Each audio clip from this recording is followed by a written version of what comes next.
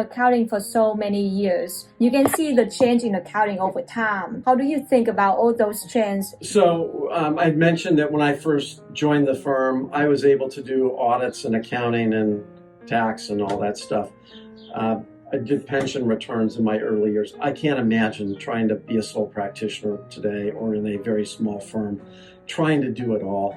There's way more coming at you today than there was when I first got into public accounting, both on the tax side and on the audit side.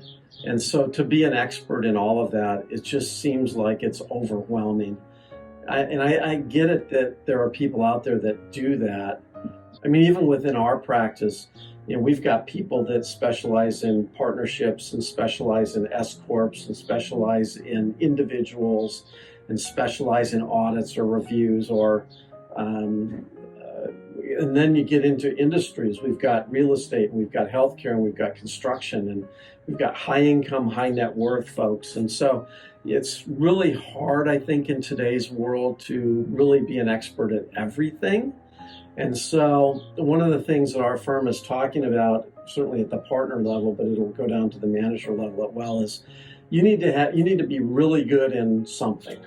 And they're calling it a major and a minor. So you got to have a major in something, and then you can have a minor in some other things. But the clients today, they want to know that you understand their business. And so, whereas when I joined the firm, you could be a generalist and you could know a little bit about a lot of things, and you're going to be right most of the time or all the time. Today, I think it's just harder. I think the world is more complex, certainly today, than it was when I first joined public accounting. And so does that mean you have different expectations on staff?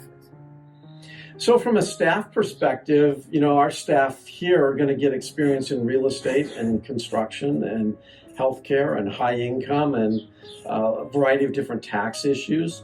Eventually, the staff will kind of decide what it is that they like to do.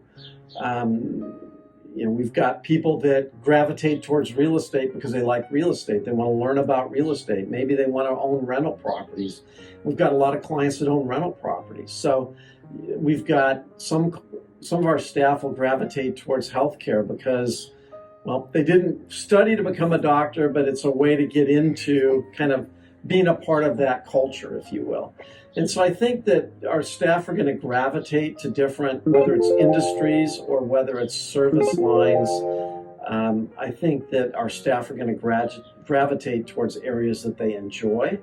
And we would prefer them to find an area that they enjoy and that they're passionate about. I would have done anything to get away from doing an oral book report when I was younger. Give me a 10-page report that I could write and I would do that.